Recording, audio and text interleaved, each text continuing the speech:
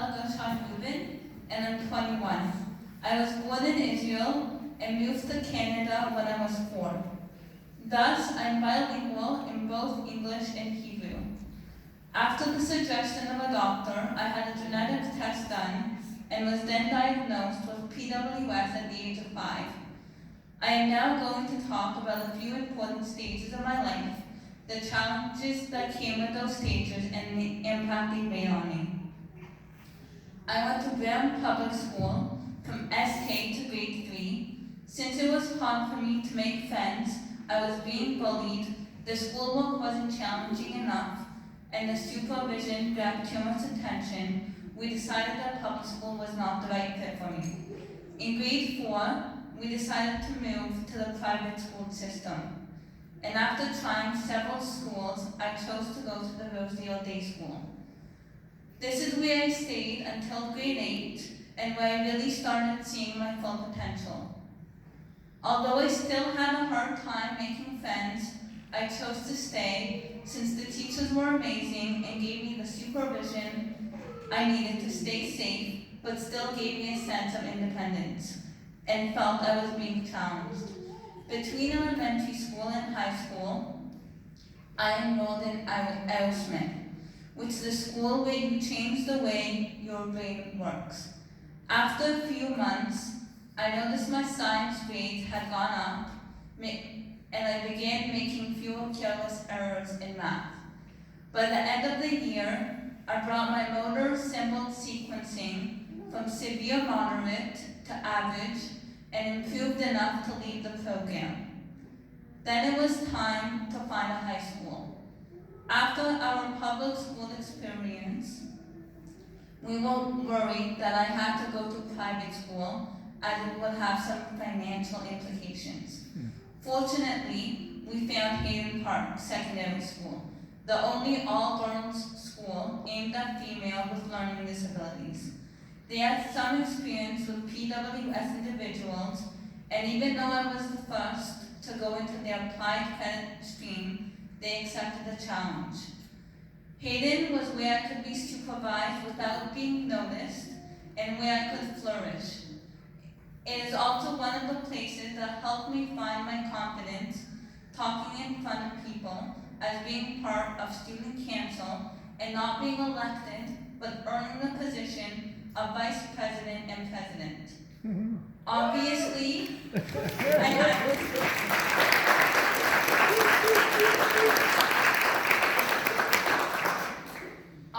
I had my own challenges with food, which we were always able to tackle under the radar. In fact, to my surprise, I graduated with an Ontario Scholar Diploma and the Governor General Academic Medal.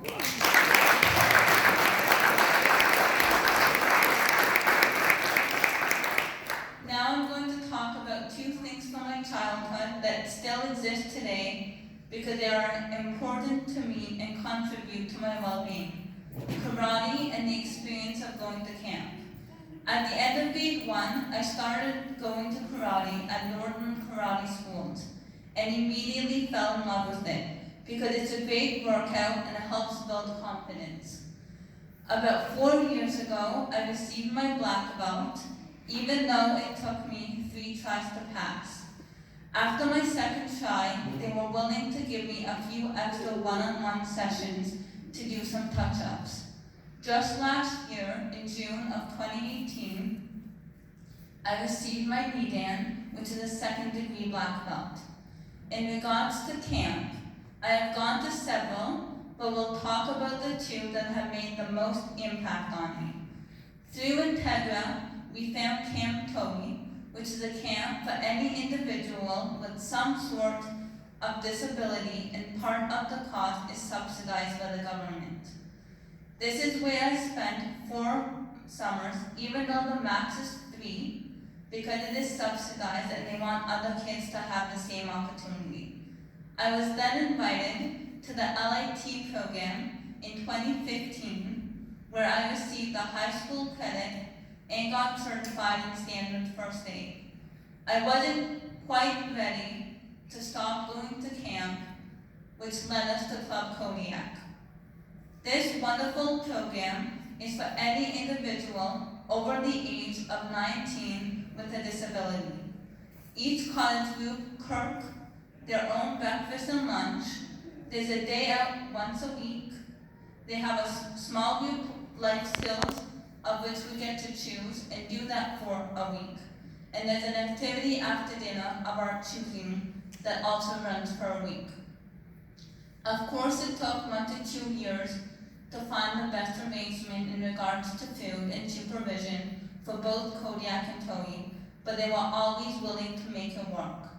I also love and enjoy going to PWS week at Shadow Lake whenever I can go.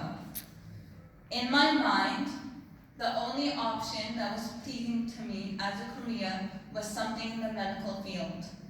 Around grade 10, I found my love of animals, which led to me originally thinking of becoming a vet. But when I realized my high school credits would allow me to go to college, but not university, I had to rethink my options. So I decided to become a veterinary technician. For those of you who don't know, a vet tech is basically a registered nurse, but they are also allowed to help in surgery. Since Hayden Park Secondary was pretty small, they couldn't offer as many electives at the applied level.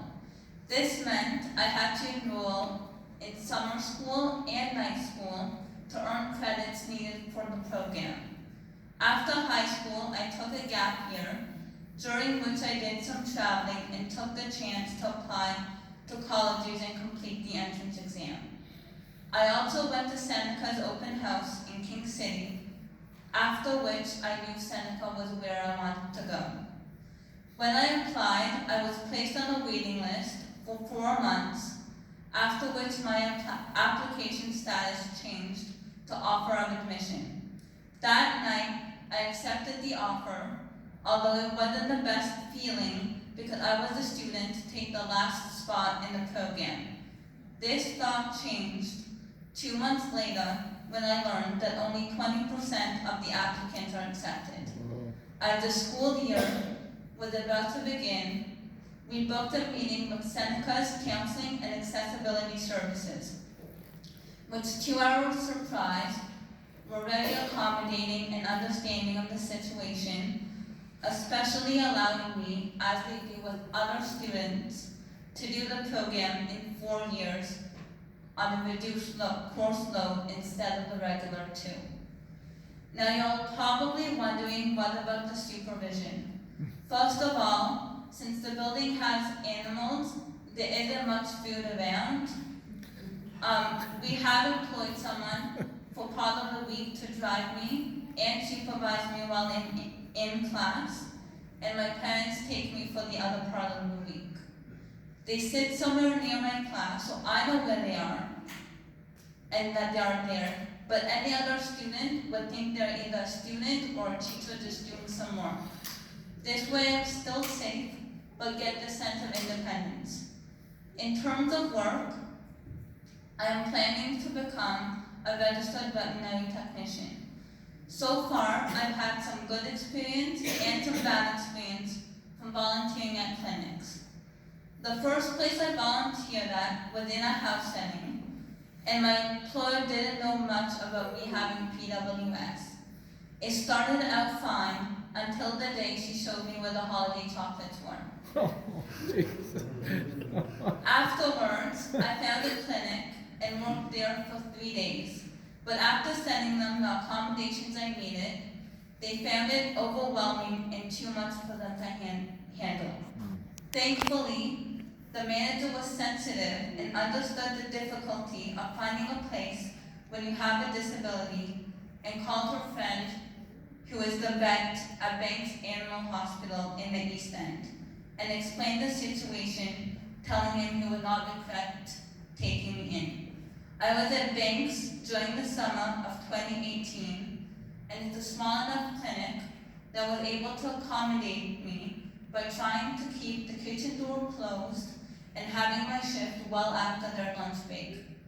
At the end of the summer, before school started, the vet wrote me a beautiful recommendation letter. This past summer, for for the whole month of August, I volunteered at Blue Cross Animal Hospital on the Danforth.